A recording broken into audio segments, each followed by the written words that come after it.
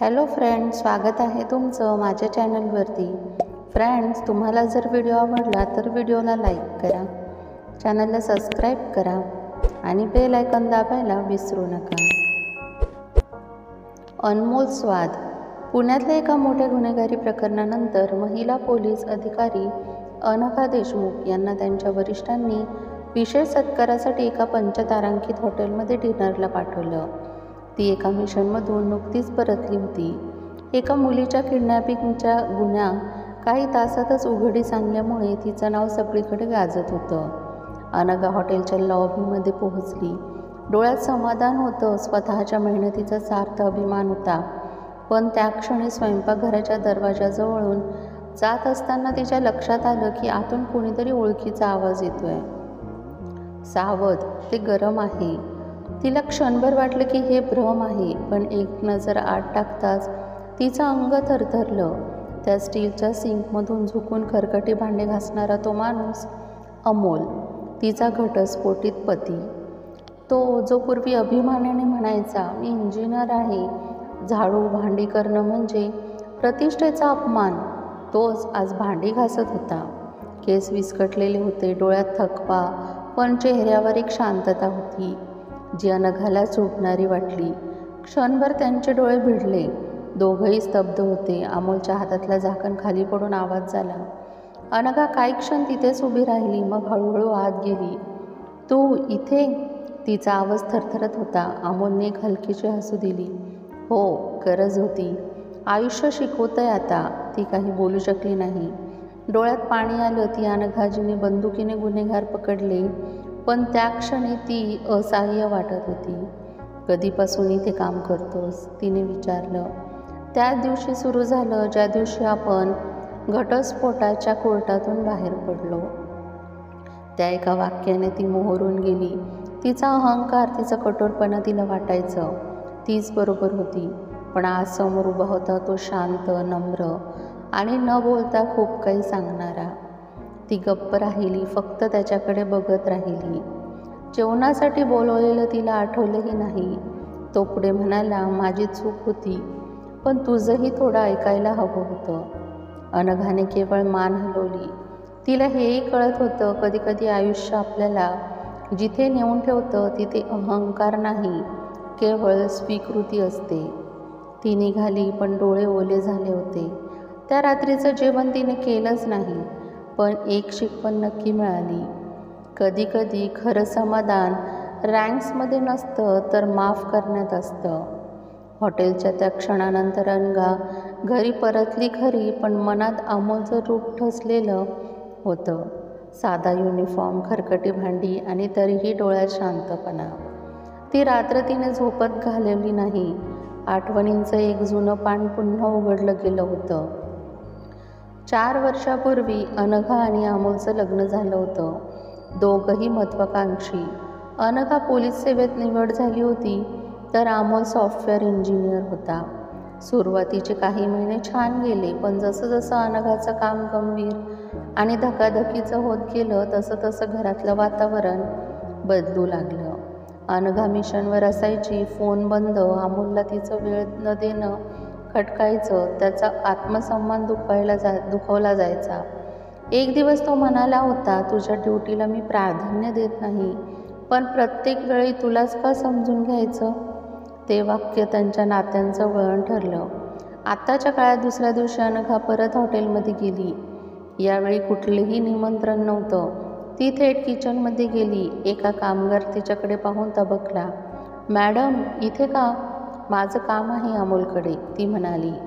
अमोल पुन्हा तसाच काम करत होता. हिला पाहून थोडा गोंधळला, पण चेहऱ्यावर नेहमीचंच स्थैर्य. तू परत आलीस? अनघा काही क्षण गप्प राहिली, मग म्हणाली, आपल्याला 1 कप चहा होऊ देतोस का? खराखुरा दोघांसाठी. ते दोघं त्या हॉटेलच्या कॅन्टीनमध्ये कोपऱ्यात बसले. आज नॉर्मल संवाद होता, कुठलाही आरोप प्रत्यारोप नाही, ना अहंकार ना शरम. चहाच्या घोटांमध्ये जुन्या आठवणी विरघळल्या गेल्या. अमोल म्हणाला, मी या हॉटेलमध्ये खरं तर क्लीनर म्हणून नाही, तर व्यवस्थापनात होतो, पण काही प्रोजेक्टमध्ये गडबड झाली, नोकरी गेली. इथे केवळ कामासाठी राहिलो. सुरुवातीला खूप अपमान वाटला, पण आता शांत वाटतं. अनघाच्या डोळ्यात पाणी आलं. माफ करशील का? ती हळूच म्हणाली. तो हसला. दुःखातून माणूस माफ करणं शिकतो. त्या दिवशी अनघा परत गेली, पण दर रविवारी ती तिथे येऊ लागली. कधी जेवायला, कधी फक्त बोलायला. हळूहळू नात्याची राख उठू लागली. विश्वासाचा नवा अंकुर फुटू लागला. 1 वर्षानंतर अनघा आणि अमोल यांनी दोघांनी एका छोट्याशा हॉटेलचं उद्घाटन करत होते.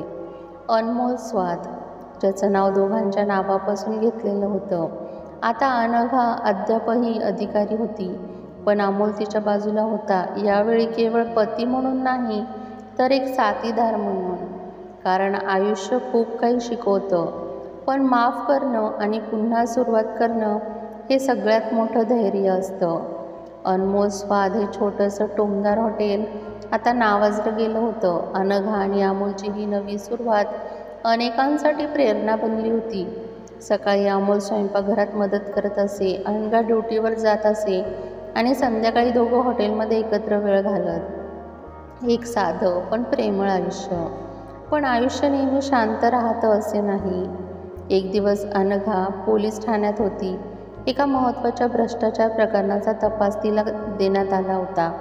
केस मोठी होती. हॉटेल व्यावसायिक आणि पोलीस यांच्यातली गुप्त सांडलोट या विषयावर फाईल उघडली आणि तिचा हात थबकला. म्हणजेच तिच्या हॉटेलचा मुख्य सप्लायर श्रीकांत भोसले याचं नाव यादीत होतं. तिच्या डोक्यात सनसनलं. हा श्रीकांत आपल्याकडून दर महिन्याला मोठा सामान पुरवतो. अमोल त्याच्यावर पूर्ण विश्वास ठेवतो, पण जर तोच काळा धंदा करत असेल तर? ती गोंधळली. पोलिसांनी बिझनेस वेगळं ठेवावं हे दोघांचंही ठरवलेलं होतं. पण आता? त्या रात्री अमोलसोबत जेवताना ती शांत होती. काय झालं, गप्प का? अमोलने विचारलं. अमोल, जर तुझ्या एखाद्या जवळच्या व्यावसायिकाने गैरकृत्य केलं असेल तर? तो थोडा गोंधळला. म्हणजे श्रीकांतबद्दल बोलतीयस का? अनघा डोळ्यात पाहत म्हणाली. हो.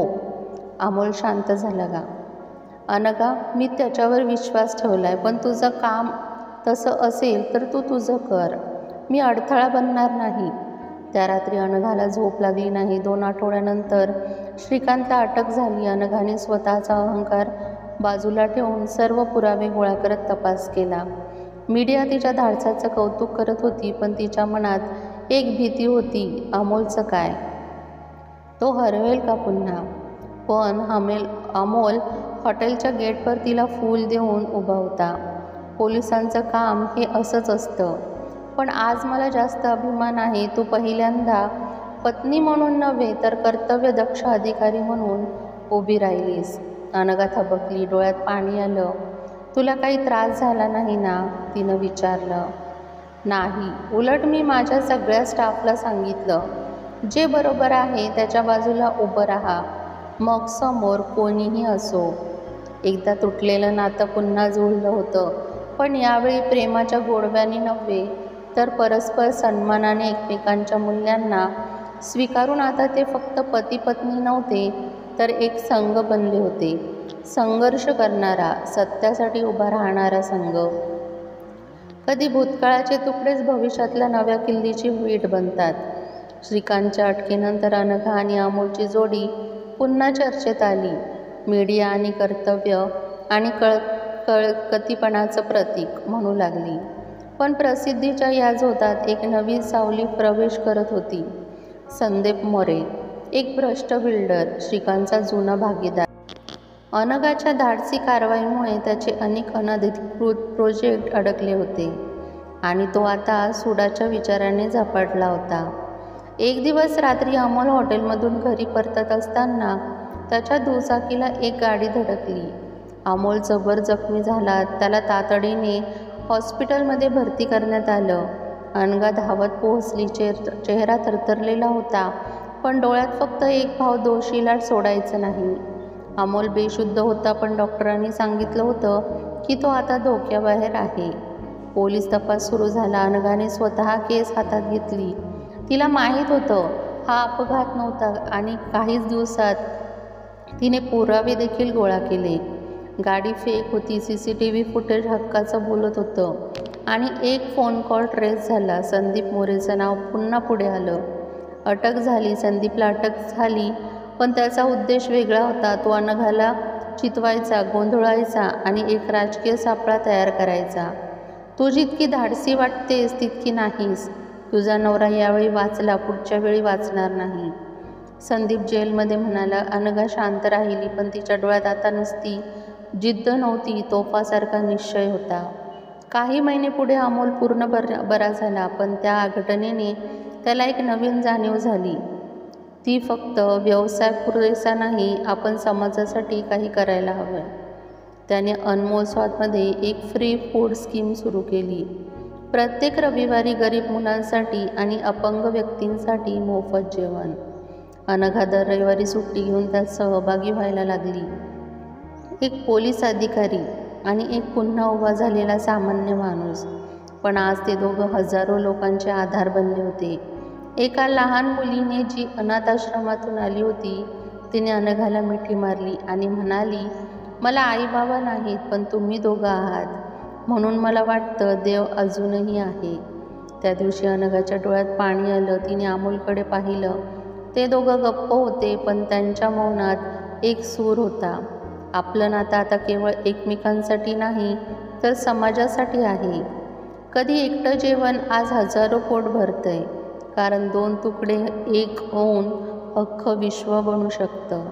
अमोल आणि अनघा त्यांच्या अनमोल स्वाद या उपक्रमाने राज्यभर चर्चा मिळाली होती. अनघा अजूनही तीव्र निष्ठेने पोलीस सेवेत कार्यरत होती आणि अमोलने हॉटेल व्यवसायाला एक सामाजिक ध्येय दिलं होतं. त्यांचं आयुष्य स्थिर होतं, पण राजकारणाच्या पायऱ्या तशा स्थिरता कधीच सहन करत नाही. राजकीय पक्षांना अनघा नकोशी वाटू लागली होती, कारण तिच्या धाडसी कारवाया आणि भ्रष्ट अधिकाऱ्यांना उघडं करणं हे त्यांच्या साखळीला तडे देत होतं. एका रात्री अनघाच्या मोबाईलवर एक MMS येतो. एक फेक व्हिडिओ ज्यात अमोल आणि एका महिलेच्या नकली संभाषणाचा आवाज जोडलेला असतो. तसेच काही दिवसात सोशल मीडियावर तो स्कॅन्डल वाऱ्यासारखा पसरतो. प्रश्न होते, अनघा कर्तव्यदक्ष आहे, पण अमोल विश्वासू आहे का? माध्यमांनी प्रश्न उभे केले आणि तिने निवड केली गप्प राहणं. अमोलच्या नजरेतून तो रात्री न बोलता जेवण करत होता, त्याचं डोकं खाली आणि मनात संदेह. अनघाला वाटतंय का हा खरंच मी दोषी आहे? अनघा त्याच्याकडे पाहत म्हणाली, माझ्यावर विश्वास ठेवणं तुला सोपं गेलं होतं. माझ्यावर संशय न करता आता मी तुझ्यावर विश्वास ठेवते, हे लक्षात ठेव. अमोलचा गळा दाटून आला. अनघाने लढा पुन्हा उचलला. तिने त्या MMSचा डिजिटल फॉरेन्सिक तपास सुरू केला. तिच्या प्रयत्नांमुळे अखेर पुरावा सापडला. व्हिडिओ एडिट करणाऱ्या व्यक्तीचा ठावठिकाणा मिळाला. तो एक फ्रीलान्स व्हिडिओ एडिटर होता आणि त्याच्या खात्यात एका स्थानिक नगरसेवकाकडून मोठी रक्कम ट्रान्स्फर झाली होती. कारवाईचा महाप्रहार. अनघाने त्या नगरसेवकावर गुन्हा दाखल केला. राजकीय दबाव आला, फोन आले, धमक्या आल्या, पण यावेळी तिने पत्रकार परिषद घेतली आणि सगळं उघड केलं. अनघा म्हणाली, जेव्हा सत्तेवर विश्वास गमावला जातो तेव्हा जनतेचा विश्वास राखणं माझं कर्तव्य आहे. माझं नातं, माझं प्रतिष्ठा हे फक्त माझं नाही, त्यात या समाजाचा आत्मविश्वास आहे. जनतेची प्रतिक्रिया. संपूर्ण राज्यात एक नवा आदर निर्माण झाला. अनघा एक पोलीस अधिकारी आणि एक पत्नी, दोन्ही भूमिकांमध्ये अपरिचित. त्या रात्री हॉटेलमध्ये एक लहान मुलगा जेवत होता. त्याने अमोलला विचारलं, तुम्ही कधी घाबरत नाही का?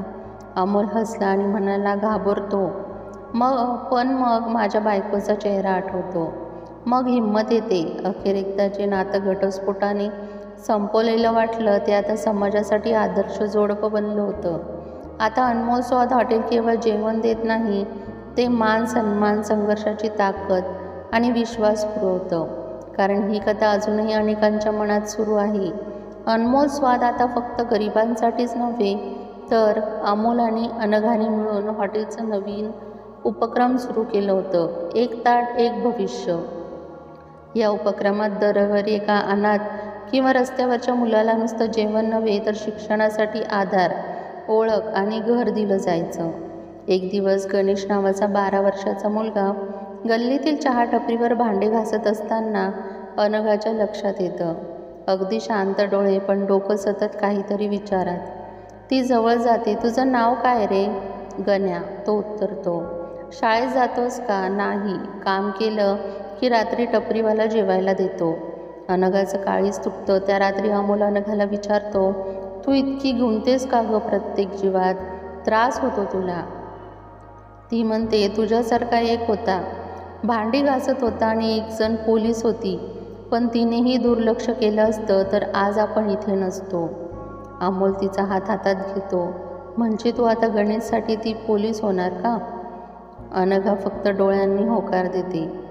पुढच्या आठवड्यात गणेशला अनमोल स्वादमध्ये नोकरी दिली जाते, पण भांडी घासायची नाही, तर त्याला संध्याकाळच्या बालपाठशाळा सेंटरमध्ये बसवलं जातं. त्याच्या पहिल्या वहीच्या पहिल्या पानावर एक ओळ लिहिलेली असते, माझं नाव गणेश आहे, मला मोठं व्हायचं आहे. अनघा मॅडमने सांगितलं. परत एक वळण. एका रात्री अमोल घरी येताना एक स्कूटरवर वाचवताना त्याचा अपघात होतो. पायाला गंभीर दुखापत होते. डॉक्टर सांगतात, तुम्हाला काही महिने आराम घ्यावा लागेल, उभं राहणं कठीण जाईल. हॉटेलचं सर्व व्यवस्थापन आता अनघा आणि स्टाफकडे जातं. ती बिचकते, मी पोलीस, हे माझं क्षेत्र नाही. पण अमोल म्हणतो, नाही गं, तू फक्त पोलीस नाहीस, तू आता लोकांची आशा आहेस, माझ्या हॉटेलचीही. गणेश पहिल्यांदा स्टेजवर भाषण देतो. माझं नाव गणेश आहे, माझं घर नव्हतं, माझं कुणीच नव्हतं, पण एक हॉटेल होतं जिथं जेवणात माणूस पण मिसळलेलं होतं. आणि एक पोलीस मॅडम होती जिने मला उचलून मोठं होण्यासाठी एक वही आणि एक स्वप्न दिलं. पार्श्वभूमीला अमोल व्हीलचेअरवरच आणि अनघा त्याच्या मागे उभी होती. दोघंही टाळ्या वाजवतात. सत्य आणि माणुसकीचं ताट. कधी कधी उंच इमारतींमध्ये मिळत नाही, पण एका फुटपाथवरल्या मुलाच्या डोळ्यात चमकून जातं. गणेश आता 10वीच्या बोर्ड परीक्षेला बसला होता. त्याच्या अभ्यासात अनघा आणि अमोल दोघांचाही हात होता. शाळा संपल्यावर तो हॉटेलमध्ये मदत करत असे आणि रात्री अनघाच्या टेबलवर बसून अभ्यास. एकदा अनघाने विचारलं, गण्या, मोठ्यापणी काय व्हायचंय तुला? तो क्षणाचाही विचार न करता म्हणाला, तुमच्यासारखा पोलीस. अनघा काहीच बोलू शकली नाही, फक्त त्याला घट्ट मिठी मारली. अमोल शेवटचं स्वप्न अपघातानंतर अमोलचं आरोग्य हळूहळू खालावत होतं. डॉक्टरांनी सांगितलं होतं की त्याला मूळव्याधीमुळे कर्करोगाचा प्रारंभिक टप्पा आहे, पण त्याने कुणालाच कळू दिलं नाही, अगदी अनघालाही नाही. त्याने शेवटचं एक स्वप्न पूर्ण केलं. अनमोल फाउंडेशन, गरीब मुलांसाठी शिक्षण आणि उद्योजकांसाठी प्रशिक्षण देणारं केंद्र. शेवटचा दिवस. अमोल एका संध्याकाळी खुर्चीत बसलेला असतो. गणेश शाळेतील बक्षीस घेऊन येतो. काका, पहिलं बक्षीस. आणि तुम्हाला सांगायचं होतं, मला पोलीस दलात स्कॉलरशिप मिळाली. अमोलच्या डोळ्यात पाणी येतो. तो त्याचा हात पकडतो, डोळे मिटतो आणि हळूहळू श्वास थांबतो. अंतिम संस्कारासाठी शहरातून लोक आले. गरीब महिला, अनाथ मुले, हॉस्पिटलमधले कामगार, पोलीस कर्मचारी, सर्वांच्या डोळ्यात अश्रू होते. अनघा गणेशचा हात धरून म्हणाली, अमोलचं शरीर गेलं असेल, पण त्याचं स्वप्न अजून जिवंत आहे, आपण ते जपू. काही वर्षांनी गणेश आता पोलीस दलात आहे. त्याने अनमोल फाउंडेशनचे कार्य पुढे चालवले. अनघा सेवानिवृत्त झाली, पण ती अजूनही दर रविवारी गरीब मुलांसोबत जेवते. त्या हॉटेलमध्ये एक लहानशा भिंतीवर शिलालेख कोरलेला आहे, इथे एक भांडी घासणारा माणूस होता, ज्याने हजारो हातांना स्वप्नांची झळ दिली. अनमोल देशमुख, समाजाचे अनमोल मन. एक घटस्फोट, एक अपघात, एक संघर्ष आणि एक माणुसकीची मेजवानी. असहायातून उगवलेलं प्रेम आणि अश्रूंमधून फुटलेला विश्वास. एक जेवण, पण हजारो तोंडात जीवन. पण जिथे माणुसकी असते तिथे शेवट कधीच नसतो. फ्रेंड्स, तुम्हाला हा व्हिडिओ कसा वाटला हे कॉमेंटमध्ये नक्की सांगा. व त्याचबरोबर तुम्हाला हा व्हिडिओ आवडला असेल तर व्हिडिओला लाईक करा, चॅनलला सबस्क्राईब करा आणि बेल आयकॉन दाबायला विसरू नका, जेणेकरून सर्वात आधी नोटिफिकेशन तुमच्यापर्यंत पोहोचेल. व्हिडिओ बघितल्याबद्दल धन्यवाद.